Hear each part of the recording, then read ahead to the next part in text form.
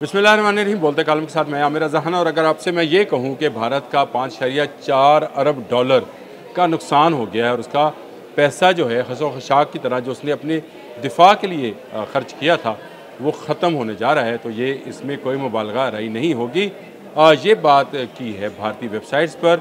जो defence analyst हैं उन्होंने कहा कि फ़तेह 2 के होते हुए आपको S-400 मिज़ाइल सिस्टम जो है, डिफेंस सिस्टम जो है वो नहीं ख़रीदना चाहिए था। यानी उन्होंने अपनी भारतीय हुकूमत पर ज़बरदस्त तनकीद की है। तो ये फ़तेह 2 क्या है? जी हाँ, फ़तेह 2 एक बैलिस्टिक मिज़ाइल है जो मल्टी रॉकेट लॉन्चर्स के ज़रिए और ऐसे लॉन्चर के ज़रिए जो ट्रक पर पोस्टेड होता है वहाँ से लॉन्च किया जा सकता है, यानी इसको मूव किया जा सकता है। इसके लिए कोई आपको लॉन्चिंग सिस्टम जो है ज़मीन पर बनाने की ज़रूरत नहीं है।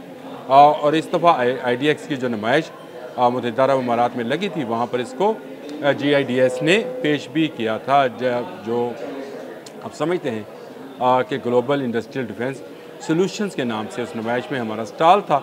और वहाँ पर फ़तेह 2 और फ़तेह 1 की नुमाइश की गई थी। फ़तेह 1 सिर्फ 140 किलोमीटर का हदफ है, उसको निशाना बना सकता है, जबकि फ़तेह 2 जो है 400 किलोमीटर के रेंज का मिज़ाइल है और वहाँ पर निशाना बनाया जा सकता है। और ये मिज़ाइल जो है S-400 जो मिज़ाइल डिफेंसिव बैलिस्टिक मिज़ाइल के ख़िलाफ़ जो ज़मीन से फ़ज़ा में मार करने वाले मिज़ाइल हैं, जो रशियन मिज़ाइल हैं S-400, उसको नाकाम बना सकते हैं।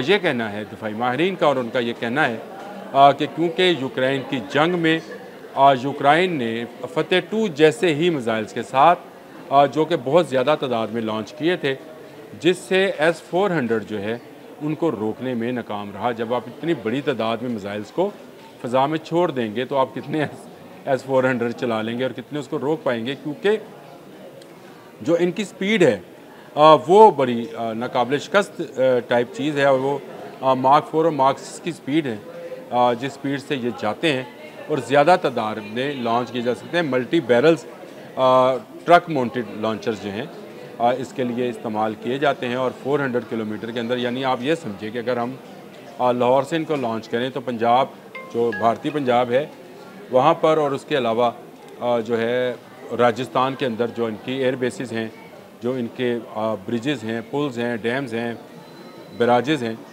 सबको ये अपने निशाने पर ले सकता है। बैलिस्टिक मिज़ाइल है और इसकी धाक इस वक्त इंडिया में मौजूद तमाम डिफेंस एनालिस्ट के पास पर बैठी हुई है। और वो ये कह रहे हैं कि फ़तेह 2 जदीद टेक्नोलॉजी का हामिल मिज़ाइल है, जो कि कम कीमत में पाकिस्तान ने अपनी तौर पर तैयार कर लिया है। यानी पाकिस्तान का ये अपना तैयार करदा मिज़ाइल है।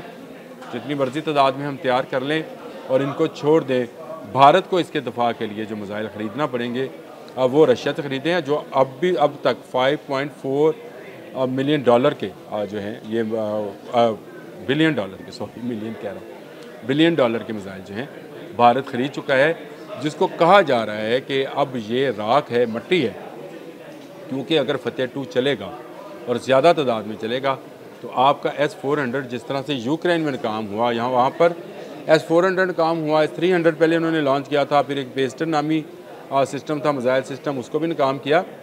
तमाम वो दिफाई सिस्टम जो रशिया इस्तेमाल कर रहा था उसको इन मिज़ाइल्स ने, जिसकी टेक्नोलॉजी बैन वैसी है जैसी यूक्रेन के पास मिज़ाइल हैं, वैसी ही टेक्नोलॉजी हमारे यहाँ GIDS ने डेवलप कर ली है और इसको नुमाइश के लिए भी रख दिया है। यानी अब ये बराए फ़रोख्त भी हैं। अगर कोई मुल्क ख़रीदना चाहेगा इन मिज़ाइल को, हम बेचने को भी तैयार हैं। अगर दिफाई नुमाइश में रखा है तो रखा तो इसीलिए था, लेकिन ये पाकिस्तान का एसेट्स है, पाकिस्तान का असासा है।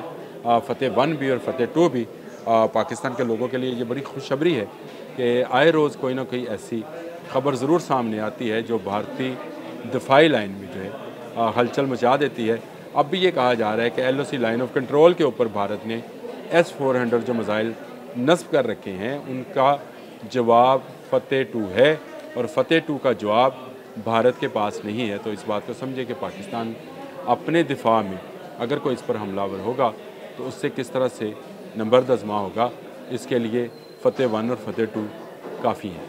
आज के लिए इतना ही। अल्लाह।